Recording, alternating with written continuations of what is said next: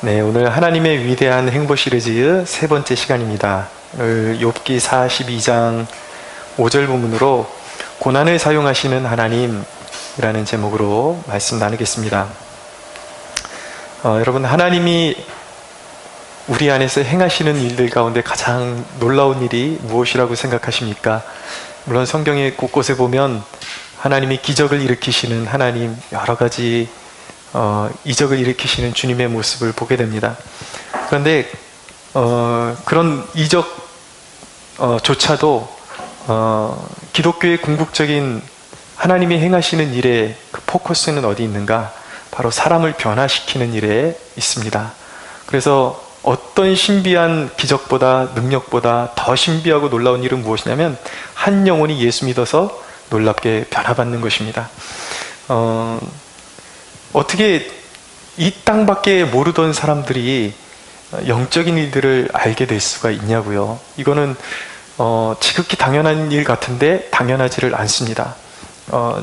지난주에 우리 자전거 전도여행 가서 그 모항 교회를 통해서 그 사모님과 함께 전도를 다니면서 이렇게 사람들과 대화 나눴던 모습들이 선합니다. 그 중에 한 분은 교회를 잘 나오셨던 분이었음에도 불구하고 이제 여름 시즌에 장사를 해야 된다. 그래서 여름 시즌은 교회 못 나간다. 그렇게 못 받고 나가지 않고 있는 분이 있었습니다. 얘기를 나눠보면 신앙을 회복하라고 그렇게 권면하는데도 불구하고 그들의 걸림돌은 무엇이냐면 여름의 장사에서 오늘을 견뎌야 된다라는 것이죠. 오늘이 더 중요하다. 오늘이 더 중요하다. 영원에 대해서 이야기해도 잘 알아듣지 못합니다. 심지어 교회에 나오셨던 분들이라고 하는데도 불구하고 영원에 우리가 포커스를 맞추고 살아야 한다라고 도전을 줘도 그것보다는 오늘 장사해야 되고 오늘 바쁜 일 처리해야 되고 무엇이 이렇게 눈에 가려진 것 같아요. 도저히 알아듣지를 못해요. 그게 사람이라고요. 참 이야기를 나누다 보면 인간 그 앞에 진짜 이렇게 우리 고린도전서의 말씀처럼 이 세상 신이 사람들을 혼미하게 만들어서 하나님의 일을 보지 못하게 하고 복음을 듣지 못한다게 하는데 정말 그것이 실감난다라는 것을 알게 됩니다. 우리도 그랬던 사람들이었죠. 이 땅밖에 모르던 사람이 영원을 바라보며 그 영원을 중심으로 해서 목적으로 해서 인생을 설계하는 사람이 된 것입니다. 여러분, 이 땅밖에 모르던 사람이 오직 하나님의 영광을 알게 되고 그것만을 구하는 존재가 되는 것, 여러분, 이것은 놀라운 변화인 것이죠. 이것이야말로 하나님이 인생에게 일으키시는, 인간에게 일으키시는 가장 위대한 일이고 가장 정말 놀라운 기적 중의 기적임을 우리가 깨달아야 합니다. 근데 어떻게 우리가 더 하나님 가치에, 그리고 하나님의 영광을 더 추구하는 사람이 되는 것이 가능하게 되는가? 그것을 가능하게 하는 것이 바로 고난이라는 것입니다. 고난. 그냥 그렇게 만들어지는 것이 아니라 반드시 고난의 터널을 통해서 하나님이 그렇게 만들어 가시는 것입니다. 오늘은 특별히 온전한 자에게 주어지는 고난에 대해서 말하고 싶습니다.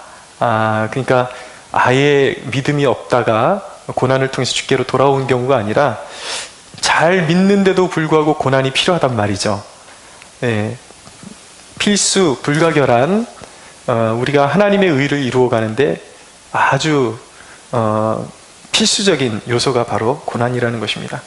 그래서 이제 욥의 고난의 그런 모습을 통해서 우리가 고난의 유익에 대해서 좀 살펴보려고 하는데, 욥은 하나님이 인정하신 온전한 사람이었습니다. 욥기 1장 8절에 보면 여호와께서 사탄에게 이르시되 내가 내 종 욥을 주의하여 보았느냐? 그와 같이 온전하고 정직하여 하나님을 경외하며 악에서 떠난 자는 세상에 없느니라. 정말 세상에 둘도 없는 하나님의 인정을 받았던 그런 사람이 바로 욥이었습니다. 이미 온전했는데 욥에게 이 고난의 의미는 과연 무엇이냐는 것이죠. 왜 그가 온전함에도 불구하고 또 고난을 받아야 했는가? 이것을 풀어가는 것이 그렇게 결코 쉽지 않다라는 생각을 갖게 되었습니다. 근데 이 욥의 고난의 의미를 풀 수 있는 단서를 히브리서 5장 8절에서 9절 말씀을 통해서 예수님은 완전한 의로움이신데 그분도 고난을 받으셔야만 했단 말이에요. 근데 그분이 받으셨던 고난의 의미를 잘 설명하는 대목이 바로 이 대목입니다.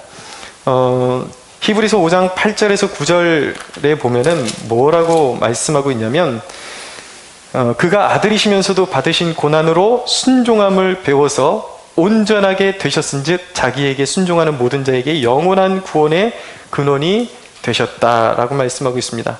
예수님도 고난을 통해서 순종함을 배우셨다라고 말씀하고 있습니다. 말이 좀 이상합니다. 말이 좀 되지 않는 것 같습니다. 근데 이게 왜 이런 식으로 성경의 저자가 기록을 해놨을까요? 그것은 우리를 위해서 이렇게 말씀을 이렇게 기록해 놓으신 것입니다. 예수님은 하나님이신데 그분이 순종을 배워갈 이유가 없는 것이죠. 이것은 우리식으로 우리에게 교훈을 주시고자 표현을 이렇게 우리에게 알아듣기 쉽게 이렇게 표현을 한 것이죠. 예수님은 아버지를 향한 신실하심을, 그 신실함을, 그분이 가지고 계셨던 원래의 신실함을 고난 중에 순종함으로 나타내셨다라고 그렇게 해석할 수가 있겠습니다. 예수님께서 죽기까지 순종하심으로 그분은 고난 가운데 인류 아담의 후예들처럼 그렇게 거역하지 않으셨습니다. 완전한 순종을 보여주셨습니다. 그래서 타락한 인류와 다른 참 하나님의 자녀의 본이 되신 것입니다. 그러니까 타락하기 전에 그 인류의 본래 하나님이 지으신 그 피조물로서의 인간의 그런 완전한 순종의 모습을 예수님이 이제 구현해 내셨다라는 것이죠. 고난 가운데 예수님께서 모든 것을 참으시고 아버지께 온전히 순종하신 것이 그러므로 말미암아 하나님 아버지께 온전한 영광이 된 것입니다. 그래서 아버지 하나님께서는 예수님께서 부활의 주가 되어 만국을 다스리는 왕이 되게 하셨습니다. 욥이 예수님께서 인내하신 것처럼 완전한 순종으로 하나님 앞에 보답하지는 못했지만 중간중간에 자기 자신을 비약하는 그런 모습도 보이기도 했지만, 그것은 메시아의 고난에 동참하는 성도의 그런 어떤 모본으로서의 모습을 보여주고 있다고 생각이 되어집니다. 그리고 장차 오실 예수 그리스도의 그 고난의 그 예표라고도 볼 수가 있겠습니다. 욥은 신실했지만 그 고난을 욥에게 허락해 주셔서 그 고난을 통해서 욥의 믿음을 하나님은 세상 가운데 증거하셨습니다. 욥이 이만큼 신실한 사람이다. 그러니까 욥이 고난을 받았지만 그 가운데 그의 믿음을 지켰을 때 하나님, 그것 자체가 하나님께 영광이 될 수가 있었던 것이죠. 그리고 부패한 세상 가운데 이런 믿음도 있다라는 것을 하나님이 욥을 통해서 선포를 하셨던 것입니다. 그리고 고난당한 욥을 더욱더 겸손하게 하시며 믿음이 강해지게 하시고 그를 마침내 더욱더 복된 존재로 빚으신 것이 바로 욥이 당한 고난의 그런 뜻이었고 의미였습니다. 그럼 구체적으로 우리가 온전한 신실한 사람일지라도 반드시 고난이 필요한데, 고난이 왜 우리에게 필요한가? 신실한 성도들에게 필요한가? 고난이 주는 유익이 무엇인가? 구체적으로 몇 가지를 살펴보려고 합니다. 첫째로, 고난은 참 하나님의 백성 안에 있는 믿음이 드러나게 해줍니다. 우린 가끔 세상의 의식들이 우리의 그 마음과 생각 속에 혼재되어 있어서 내 믿음의 불확실성을 느낄 때가 있습니다. 요즘 좀 믿음이 내가 정말 잘 믿고 있는 것일까? 믿음이 있는 것일까? 그렇게 좀 내 믿음에 대해서 좀 이렇게 불확실성을 가지고 이제 지낼 때가 있습니다. 그런데 그럴 때 고난이 훅 오잖아요. 고난이 깊어지면 그 안에 참 성도라면 그 안에 내재되어 있던 하나님을 향한 갈망이 수면 위로 떠올라 오게 되어 있습니다. 오늘 말씀에 보면 욥이 말로 표현할 수 없는 고난을 만나게 되었습니다. 1장에 보면 스바 사람의 침략을 받게 되고 하늘에서 불이 떨어지고 갈대아 사람의 침략이 있고 큰 바람이 불어와서 욥의 모든 그런 가산을 휩쓸어 버리고 짐승이 죽고 종들이 죽고 그리고 자녀들이 모두 죽게 되었습니다. 진짜 그 병력과 같은, 너무나도 감당할 수 없는, 이루 말할 수 없는 그런 고난이 욥에게 들이닥치게 되었습니다. 그런데 그 가운데 욥의 고백이 무엇이냐면 1장 21절에 보면 뭐라고 말씀하냐면 주신 이도 여호와시요 거두신 이도 여호와시오니 여호와의 이름이 찬송을 받으실지니이다 하고 이 모든 일에 욥이 범죄하지 아니하고 하나님을 향하여 원망하지 아니하니라 라고 말씀합니다. 그러니까 고난이 확 밀어닥쳐 왔는데도 불구하고 그 내면에 하나님과의 그 연결되었던 그 믿음의 그 고리가 그 고난 가운데 더 선명하게 드러났다는 것입니다. 그래서 하나님과 욥이 불가분에 떼어놓을래야 떼어놓을 수 없는 관계로 맺어져 있다는 것이 그 고난이 확 닥쳤을 때 더 선명하게 드러났다는 것입니다. 예레미야 선지자에게도 정말 말할 수 없는 고난이 있었습니다. 근데 예레미야 20장 9절에 그 고난 가운데 예레미야가 뭐라고 선언을 하냐면 내가 다시는 여호와를 선포하지 아니하며 그의 이름으로 말하지 아니하리라 하면 나의 마음이 불붙는 것 같아서 골수에 사무치니 답답하여 견딜 수 없나이다 라고 고백합니다. 이거 어떤 심정인지 아시겠죠?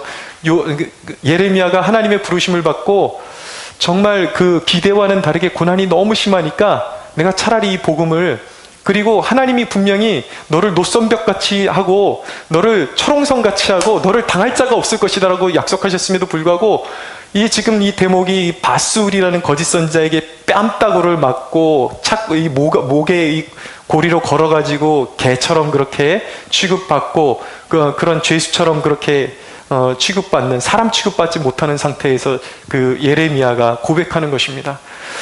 너무 고통스러우니까 내가 차라리 내가 하나님의 말씀, 분명히 여호와의 말씀을 내가 받았고 하나님의 영의 임재하심 가운데 그 말씀을 분명히 받았는데도 불구하고 소신 있게 선포했으면 사람들이 들어야 되는데 듣지를 않는 거예요. 돌아오는 건 욕밖에 없는 것이죠.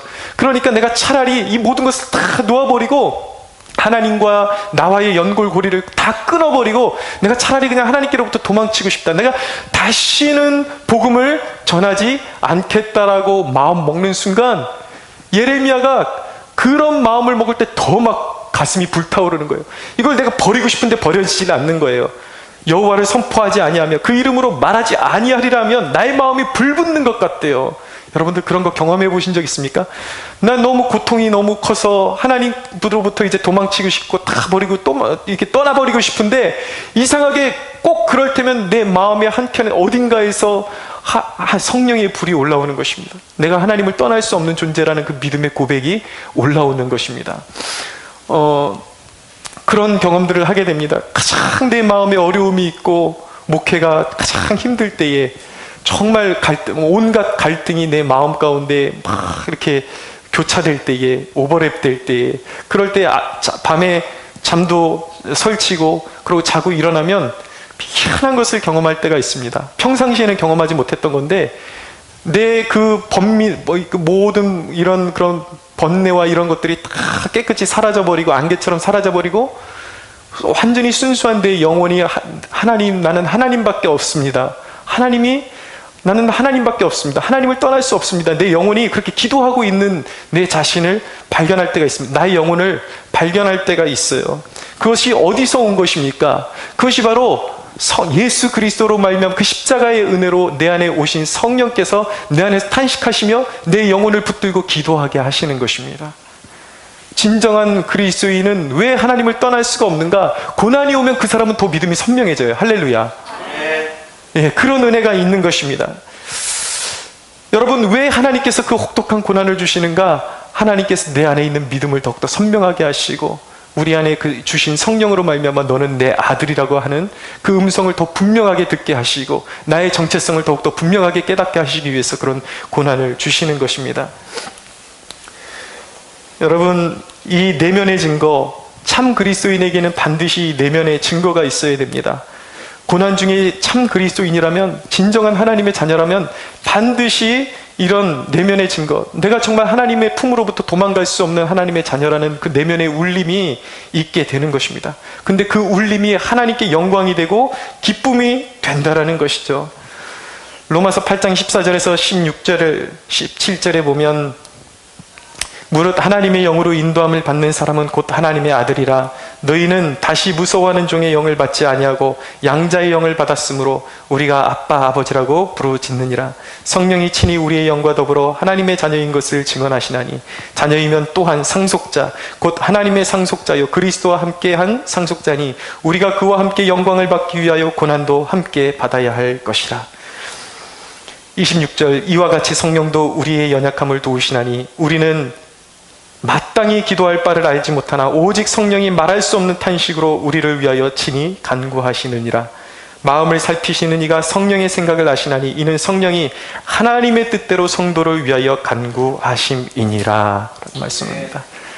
고난 가운데 평상시에는 온갖 생각들이 사로잡혀가지고 나의 정체성에 대해서 불분명할 때 고난이 한번 확 닥쳐오면은 나의 정체성, 내 안에서 탄식하시며 나를 기도하게 하시는 성령님을 더 깊이 깨닫게 되고 만나게 되는 것이죠.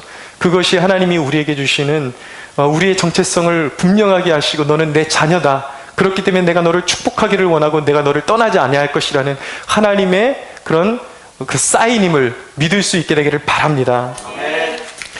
고난의 유익 두 번째는 무엇이냐면 우리를 더욱 순결하게 해준다라는 것입니다. 이 대목에서 제 주위에 있는 두 명의 사모님 이야기를 좀 하려고 합니다.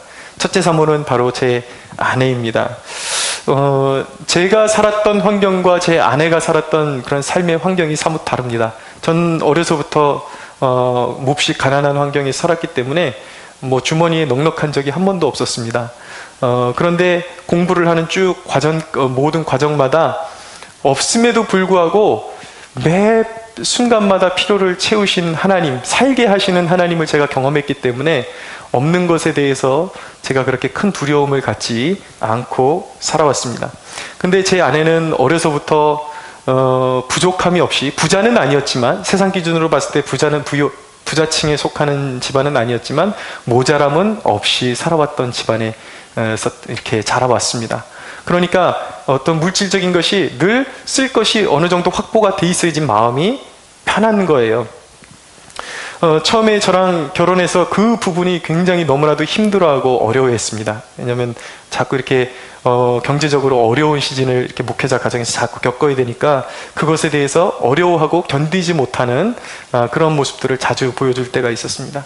근데 어느 때에 저희 아내한테 하나님이 주신 말씀이 뭐였냐면 고린도후서 4장 18절에 있는 말씀인데 우리가 주목하는 것은 보이는 것이 아니요 보이지 않는 것이니 보이는 것은 잠깐이요 보이지 않는 것은 영원함이라. 저희 아내가 이제 초년생 사모 시절에 아직도 그 과거의 그런 어떤 그런 습관에서 벗어나지를 못하고 어떤 그런 영원의 하나님의 그 영원한 가치보다도 지금 이제 있는 그런 어떤 눈에 보이는 것이 채워지지 않으면 불안해하고 염려해하고 그런 가운데서 하나님께서 영원을 더 사모하라고 주신 말씀이었어요. 그런데 이 목회의 여정 가운데 이렇게 고난을 통과하면서 제가 우리 그 아내가 이렇게 영적으로 이렇게 많이 성장해 가고 있다는 것을 보게 됩니다. 고난이 비록 있지만 그 가운데 하나님의 신실하신 공급하심을 자꾸 경험하게 되면서 믿음이 이제 강해지게 된 것입니다. 그러니까 어쩔 수 없는 상황에서 하나님이 이끌어 가시는 삶이 있다는 것을 점점 더 깨닫게 되는 것이죠. 그러니까 내가 내 힘으로 이끌어가는 삶이 있었던 반면에 이제는 하나님께 붙들려서 하나님이 주도적으로 이끌어 가시는데 그 하나님이 이끌어 가시는 그 삶의 과정 가운데 하나님이 때에 따라서 늘 어떤 이렇게 풍족함은 없었지만 그 가운데 부족함이 없도록 늘 때에 맞게 채우시고 공급하시며 살게 하셨던 하나님을 자꾸 이렇게 경험하게 되니까 점점 믿음이 자라나고 인식이 바뀌게 된 것이죠. 그러니까 이제 세상적인 욕심을 보다 자꾸 내려놓게 되고 하나님의 도움으로 사는 법을 배우게 되는 것입니다. 하나님이 우리에게 고난을 주시는 방법이 그거예요. 세상적으로 더 의지하던 것들을 다 힘을 빼버리고 이제는 온전히 하나님을 의지해서 하나님의 공급하심을 신뢰해서 영원을 사모하면 하나님이 반드시 이 땅의 것도 주시고 무사하도록 안전하도록 우리의 삶을 지키시고 인도하신다라는 것을 하나님이 가르쳐 주시는 것이죠. 그 과정을 통과하면서 우리의 영혼이 더욱더 순결해지고 하나님을 더욱더 사모하게 되는 것입니다. 또 한 분의 사모는 누구냐면 저희 아내의 절친한 친구가 되시는 사모님이 한 분 더 계세요. 이분은 우리의 부러움의 대상이었습니다. 사실 제가 그냥 이렇게 그냥 설교 시간이니까 그냥 부러움의 대상이라고 말씀드렸지만 저는 솔직히 그런 거 그렇게 크게 부러워하진 않아요. 근데 그냥 워낙 그분들의 삶이 탄탄하기 때문에 우리가 농담조로 와 진짜 다르다 그렇게 이제 탄성을 이제 자아내기도 하죠. 뭐냐면 이 사모님이 믿음의 4대 가정입니다. 4대째가 이렇게 쭉쭉 믿어오고 목사님 쪽에 3대째가 믿어오니까 이제 저희 같은 교회에서 이제 선임 부목사님들이 위에 계시던 부목사님들이 담임 목사로 나갈 때에 얼마나 그 과정이 어려운지를 우리가 봤기 때문에 그 과정이 얼마나 어려운지를 알아요. 근데 이 과정은 다른 목사님들은 막 어디 서류를 내고 떨어지고 안 되고 그러다가 막 마음고생, 수없는 마음고생 하다가 간신히 어디 이제 자기 마음에 들지도 않음에도 불구하고 어쩔 수 없이 임지를 구해서 가는 경우도 있는데 이분은 첫 지원을 하는데 무려 1,000몇백 명이 되는 교회에 지원을 했는데 뭐 별로 그렇게 어려움을 겪지도 않고 그냥 그 교회 담임 목사님으로 쑥 가버리신 거예요. 그러니까 이제 주변에 보는 사람들이 그런 거예요. 야, 4대째 믿음의 가정은 다르구나. 진짜 다르구나라는 것을 그래서 이렇게 막 정말 다르다. 이렇게 감탄을 자아냈죠. 그런데 어떻게 보면은 그 가정을 외관상으로만 보면은 그런 믿음의 4대 가정은 아무런 고통도 없고 고난도 없을 것 같습니다. 그저 부러움의 대상이 될 것 같습니다. 그런데 정작 그 안에 들어가 보면 그들이라고 해서 삶에 고난이 없는가? 최근에 이 사모님의 그런 남동생이 계신데 그분의 어떤 그런 어떤 성품의 문제로 인해서 그 가정이 굉장히 고난을 겪고 있는 그런 이야기를 들어서 가정이 정말 이렇게 아주 너무 고통을 당하고 있고 어려움을 당하고 있어서 이 사모님이 굉장히 마음에 근심을 안고 있다라는 그런 이야기를 듣게 되었습니다. 근데 중요한 것은 무엇이냐면 자신들이 그냥 승승장구할 때는 잘 몰랐던 것을 가정에 고난이 오니까 깨닫기 시작했다라는 것입니다. 무엇이냐면 이 사모님도 나름대로 어려움이 없이 잘 이렇게 뻗어나가시니까 이제 어떤 뭐 다른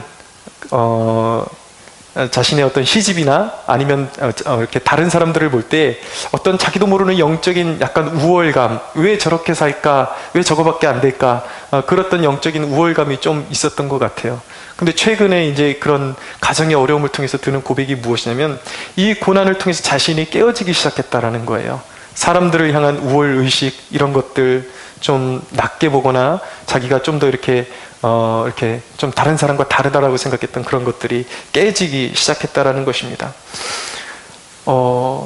여러분 드리고 싶은 말씀은 무엇이냐면 우리의 눈에 보기에 가장 순탄하게 달려가는 것 같은 그 가정에조차도 고난은 있다라는 것입니다. 그러니까 우리가 그냥 부러워만 할 만한 그런 가정은 이 세상에 존재하지 않는다라는 것입니다. 하나님은 누구에게나 공평하게 문제를 주시고 고난을 주십니다. 그런데 중요한 점은 무엇이냐면 그 고난을 통해서 하나님이 그 영혼의 불순물을 점점 더 빼버리시고 더욱 영원한 가치를 알게 해주시고 하나님을 향한 선한 양심이 자라나게 해주신다라는 것입니다. 그것이 바로 고난의 유익인 것입니다. 세 번째, 고난의 유익은 무엇이냐면 철저히 하나님 의존적이 되게 만들어준다라는 것입니다. 욥이 받은 고난이 욥에게 가장 의미가 있었던 부분이 무엇이냐면 욥 스스로가 자부했던 자신의 의로움도 비로소 이 고난 앞에서 아무것도 아니라는 것을 그가 깨닫게 되었다라는 것입니다. 욥기 3장 1절에 보면 그 후에 욥이 입을 열어 자기의 생일을 저주하니라 라고 말씀하고 있습니다. 그러니까 욥은 보면은 그 험난한 고난이 다가왔을 때 하나님을 욕하지는 않았어요. 하나님께 원망하지는 않았는데 대신에 자기 비하, 자기를 향한, 자기 스스로를 향한 그 원망함에 이렇게 빠지게 되었던 것이죠. 근데 자기가 그 고난을 통해서 자기 자신이 하나님 앞에서 아무것도 아닌 피조물이라는 것을 비로소 깨닫게 된 것입니다. 이 부분이 참 중요합니다. 하나님 앞에 욥이 분명히 잘한 부분이 있어요. 하나님이 그를 칭찬하셨습니다. 그리고 하나님이 욥이 잘할 때마다 욥의 그런 어떤 선행들을 격려해 주시기도 하셨을 것입니다. 그러나 욥이 잘하면 상 주시고 욥이 하기에 따라서 반응을 달리 하시는 그런 하나님이라면 어떻게 보면은 욥이 조정할 수 있는 하나님밖에는 되지 않는다라는 것이죠. 근데 욥이 이 고난을 통해서 절대적으로 자신이 의로움에도 불구하고 자기의 의로움으로 하나님을 조정할 수 없는 그분은 절대 주권자라는 것을 비로소 배우기 시작한 것입니다. 결론적으로 봤을 때 욥이 많은 축복을 받았지만 욥의 의로움 때문에 더 축복을 받은 것도 아니요 덜 받은 것도 아니라는 점을 배우게 된 것입니다. 욥이 설령 순종해서 복을 받았다고 할지라도 우리의 신앙생활 가운데 순종 참 중요하죠. 순종은 반드시 좋은 열매를 맺게 되어 있습니다. 근데 욥이 순종을 통해서 복을 받았다고 할지라도 그 순종을 받아주시고 인정해 주시는 하나님이 없이는 욥의 의로움과 그 순종이 사실 아무것도 아닌 것입니다. 그렇죠? 그것은 마치 이런 원리와 마찬가지. 아무리 그 농부가 노하우를 가지고 성실함으로 일했다 할지라도 하나님이 돕지 아니하시면, 하나님이 인정하시 아니하시면 풍작을 낼 수가 없는 것처럼 욥이 아무리 의롭다 할지라도 하나님이 그의 선행을 받아주시지 않으시면 어쩔 건데요. 그렇지 않습니까? 그러니까 욥이 이 고난을 통해서 나의 의로움, 내가 의로움으로 하나님을 기쁘시게 해드렸다 할지라도 사실 하나님 앞에서, 존전 앞에서 내 의로움 자체도 사실은 찌꺼기와 같은 것이고 아무것도 아니요 그것 자체를 가지고 자랑할 수는 없는 것이구나. 하나님 앞에 더 낮아지고 더 겸비함을 이 고난을 통해서 배우게 된 것입니다. 욥은 이 고난을 통해서 모든 일이 하나님의 뜻과 주권에 따라서 하나님이 생사화복을 주장하시는 절대 주권자임을 철저하게 배우게 되었던 것입니다. 욥의 의는 분명히 귀한 것이었어요. 가장 의로운 삶을 살았던 것은 맞습니다. 그런데 이 값비싼 레슨의 이 고통의 목적은 철저히 욥으로 하여금 자신을 부인하고 하나님의 뜻에 복종하는 법을 배우게 해준 것이죠. 그것이 고통의 가장 귀한 정수인 것입니다. 나를 부인하고 하나님의 뜻에 가장 가까이 접근해서 하나님의 뜻에 철저히 복종하는 법을 배우는 것, 이것이 바로 고난의 유익이요 고난의 목적인 것입니다. 저희가 태안에 갔을 때 저희를 섬겨주신 장로님, 노병진 장로님이십니다. 참 도전이 되고 너무 감사한 그런 섬김을 받고 왔습니다. 이분이 고백하시는 그 내용 중에 하나가 무엇이냐면 이분은 참 특이한 게 어떤 선교 훈련을 받아본 적이 없음에도 불구하고 하나님이 그 마음 가운데 선교에 대한 비전을 주셨어요. 그래서 건축업자신데 건축을 잘해서 정말 해외에 나가 있는 선교사님들을 물질로 정말 마음껏 지원하고, 그리고 필요한 곳에 물질을 지원해서 교회를 세우는 것, 선교지의 교회를 막 세우는 것이 그분의 비전이었습니다. 그래서 나름대로 정말 그런 좋은 일을 실천하셨던 분이었어요. 그래서 더 큰 비전을 품고 이제 하나님 앞에 내가 선교의 도구로 쓰임받고 싶습니다, 이렇게 고백을 했는데, 중요한 문제는 무엇이냐면 자기의 포부가 커질 그 시점에 오히려 하나님이 더 큰 축복의 문을 열어주신 것이 아니라 이 류마티스 관절염이 심하게 오면서 일을 할 수 없게 된 것입니다. 그러면서 저희한테 늘 그 아픈 가슴, 아픈 마음을 이렇게 토로하시는 거예요. 내가 정말 선교하고 싶고 더 많은 물질로 섬기고 싶은데 지금은 아무것도 할 수 없는 그런 입장에 있습니다. 그러면서 그 아픈 마음을 토로하시더라고요.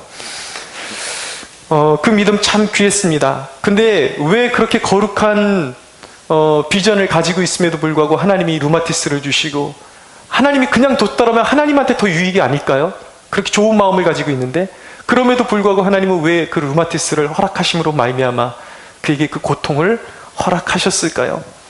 물론 이 설교단에서 그 하나님의 그 마음에 있는 내막을 제가 다 설교로 풀어낼 수는 없을 것입니다. 그러나 한 가지 성경을 통해서 유추해 볼 수 있는 것은 무엇이냐면 하나님의 방법은 사람의 방법과 다르다라는 것입니다. 여러분, 하나님이 가장 선호하시는 방법은 무엇이냐면 사람의 단순한 의로움, 자신의 노력으로 하나님의 이루어지는 일이 이루어지는 것을 보게 되는 것이 아니라 오히려 전능하신 하나님께서 아무것도 할 수 없을 것 같은 무능한 인간을 얼마나 위대하게 들어 사용하실 수 있는지를 보여주기를 원하시는 것입니다. 그렇기 때문에 때로는 내가 이런 포부를 갖고 있습니다, 하나님이 이것만 허락해 주시면 내가 더 하나님을 섬기겠습니다라고 고백했음에도 불구하고 하나님이 그것을 탁 차단시켜 버리는 거예요. 왜입니까? 믿음의 결국을, 믿음의 위대함을 보여주시기 위해서입니다. 사람의 힘으로 하는 것보다 아무것도 할 수 없는 너를 통해서 이루는 하나님의 전능하심을 보여주시기 위해서, 친히 나타내시기 위해서 우리에게 그 고난을 허락하시는 줄로 믿습니다. 하나님이 여러분들에게 보여주기를 원하시는 일은 어떤 자연적인 잉태가 아니에요. 그냥 노력하면 되는 일, 그런 열매들, 그런 것을 여러분들에게 주기를 원하시는 것이 아니라 처녀가 성령으로 잉태되는 것과 같은 일들을 여러분들에게 보여주기를 원하십니다. 그래서 우리의 삶에 한계를 주시고 고통을 주십니다. 제가 요즘 붙잡고 묵상하고 기도할 때마다 붙잡고 있는 말씀이 있습니다. 그 말씀이 이사야서 54장 1절에 있는 말씀인데, 잉태하지 못하며 출산하지 못한 너는 노래할지어다. 산고를 겪지 못한 너는 외쳐 노래할지어다. 이는 홀로 된 여인의 자식이 남편 있는 자의 자식보다 많음이라 여호와께서 말씀하셨느니라. 할렐루야. 사랑하는 여러분, 여러분들의 삶 가운데 태의 문이 닫혀 있습니까? 처녀가 성령으로 잉태되는 것과 같은 홀로 된 여인의 자식이 남편 있는 자의 자식보다 많아지는 놀라운 하나님의 권능을 보이시기 위해서 여러분에게 허락하신 일임을 믿으십시오. 끊임없이 믿음을 가지고 기도해서 하나님의 권능을 여러분들의 삶 가운데 꼭 보고야만은 축복이 있게 되기를 축원합니다. 네 번째 고난의 유익은 무엇입니까? 우리가 가지고 있던 참 믿음이 단련되어서 더욱 견고하게 된다는 것입니다. 기독교 신앙의 가장 아름다운 면은 단연 성장입니다. 연약한 자가 강하게 되는 것. 조약돌 같은 시몬 베드로에게 예수님께서 너는 개바라 하셨습니다. 반석이라 하셨습니다. 그렇게 그는 초대교회의 가장 위대한 설교자요 능력의 사도가 되었습니다. 기드온은 겁쟁이였습니다. 사사 기드온은 포도주 틀에 몰래 그 미디안의 눈을 피해서 두려움 때문에 포도주 틀에다가 몰래 밀을 숨겨놓고 타작을 했던 사람이었습니다. 하나님의 양털의 증거를 구해서 눈에 보이는 증거가 나타나지 않으면 아무것도 실행할 수 없는 그런 정말 소심한 사람이었습니다. 그리고 하나님께서 허락하셔서 그 미디안의 그 군사들의 그 허약한 그 꿈속에 나타났던 그런 이야기들을, 그런 세심한 이야기들을 듣게 해주시지 아니하시면 그는 용기조차 낼 수 없고 그는 싸울 수조차 없었던 그런 유약한 사람이었습니다. 그런 유약한 기드온을 하나님께서 너는 큰 용사라고 말씀하시면서 하나님이 곁에 계시다라는 것을 늘 증거해 보이시면서 기드온의 담대함을 점점 키워주기 시작하셨습니다. 하나님이 결국적으로 이제 마침내 정말 기드온이 너는 큰 용사라고 하나님이 선포하셨던 것처럼 큰 용사로 만들어내셨습니다. 기드온은 이스라엘 역사의 가장 위대한 사사가 되었고, 그는 믿음으로 적을 쫓기도 하고 믿음으로 적을 파하는 그런 위대하고 용맹한 사사가 되었습니다. 하나님을 만나는 사람, 고난을 통해서 하나님께서 우리에게 이 믿음을 주기를 원하신다라는 것입니다. 유약하고 연약했던 우리가 믿음이 있지만 아직도 정말 산을 넘기기에는 너무 미약하게 짝이 없는, 겨다시 하나님만큼도 되지 않는 믿음을 고난을 통해서 하나님께서 연단을 주셔서 산을 넘길 만한 믿음으로 우리를 성장시켜 주기를 원하시는 것입니다. 욥은 욥기 23장 8절에서 10절에 보면 욥의 고백이 있습니다. 욥이 이 고통의 그 진행되는 과정 가운데 뭐라고 고백하냐면, 그런데 내가 앞으로 가도 그가 아니 계시고 뒤로 가도 보이지 아니하며 그가 왼쪽에서 일하시나 내가 만날 수 없고 그가 오른쪽으로 돌이키시나 배울 수 없구나. 그러나 내가 가는 길을 그가 아시나니 그가 나를 단련하신 후에는 내가 순금같이 되어 나오리라 라고 고백하고 있습니다. 아무리 지켜보아도 하나님의 일하심을 볼 수 없다고 그는 고백했습니다. 그러나 그는 이제 이전처럼 눈에 보이는 뭔가를 보여주지 않아도 하나님을 신뢰할 수 있는 존재로 빚어져 가고 있었습니다.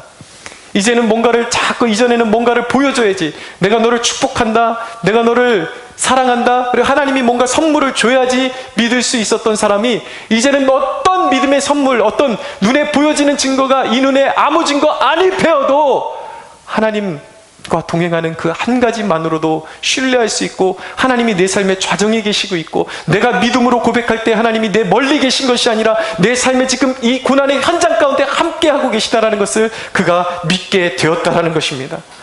하나님이 우리에게 고난을 주시는 의미가 바로 그것입니다. 믿음이 어릴 때는 자꾸 선물을 통해서 그분의 존재와 사랑을 확인하려고 해요. 그러나 성장하면 믿음 안에 그분과 함께 머물러 있음이 참된 행복임을 깨닫게 되는 것입니다. 고통은 믿음을 단련하고, 고통 가운데 믿음은 더욱더 강해지는 것입니다.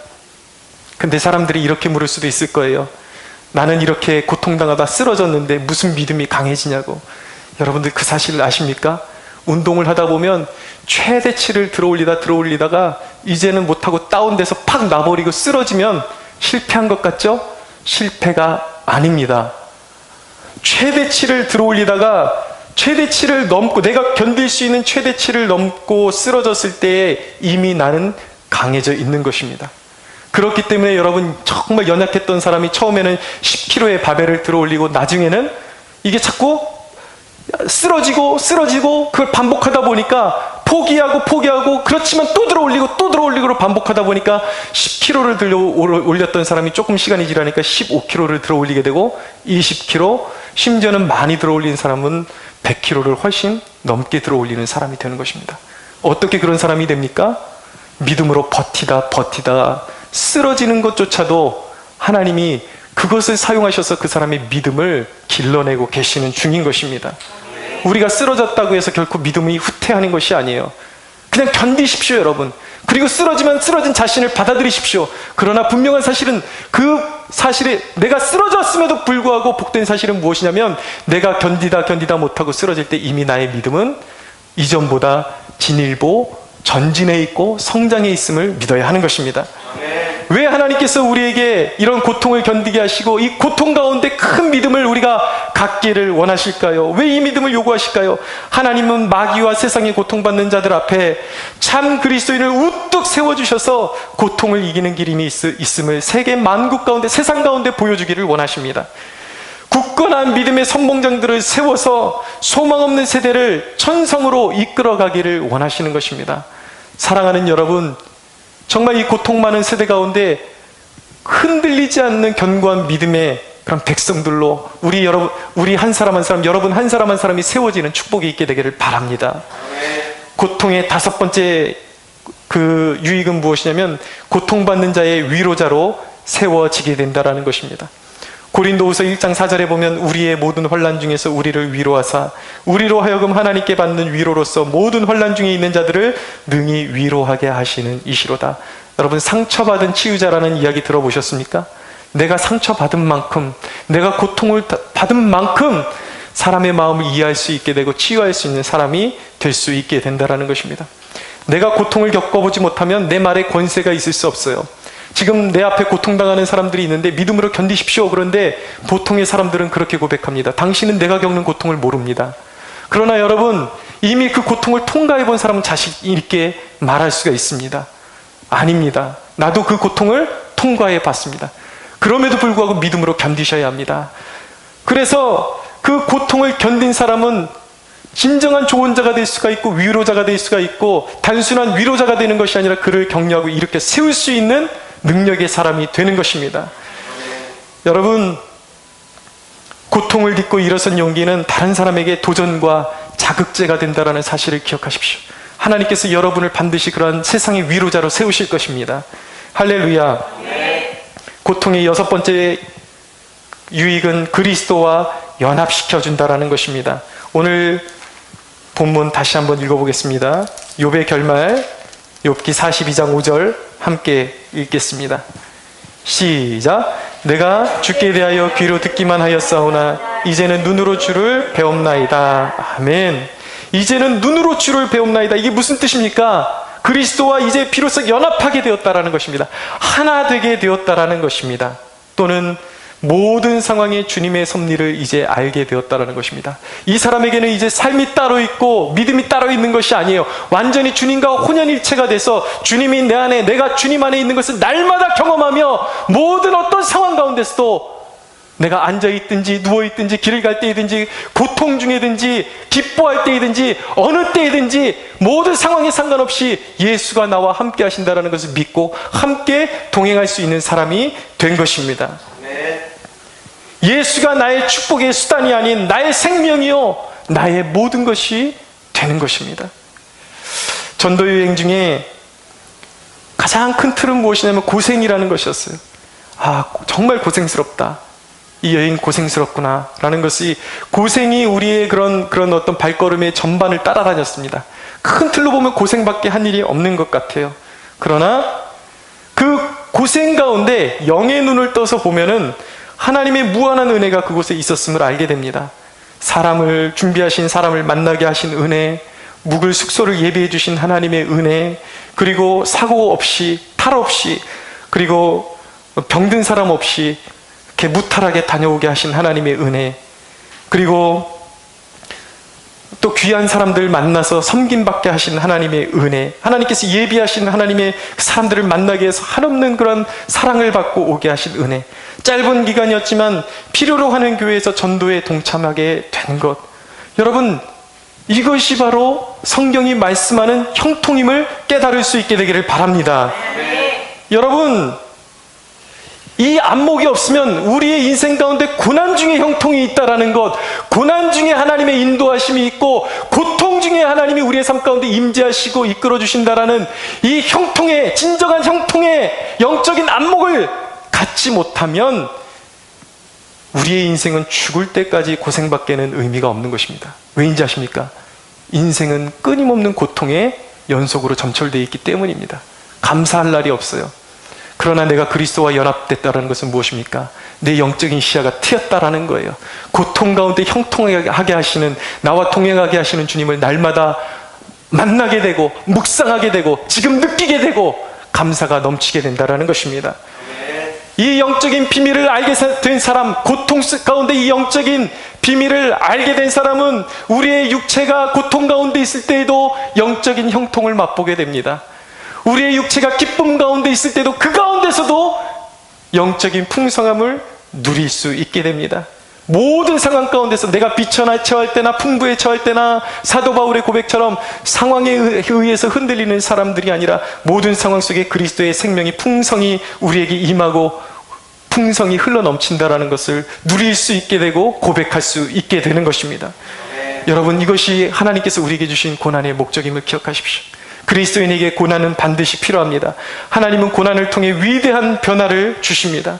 고난은 여러분을 강하게 하고 하나님의 믿음직한 동역자들이 되게 할 것입니다.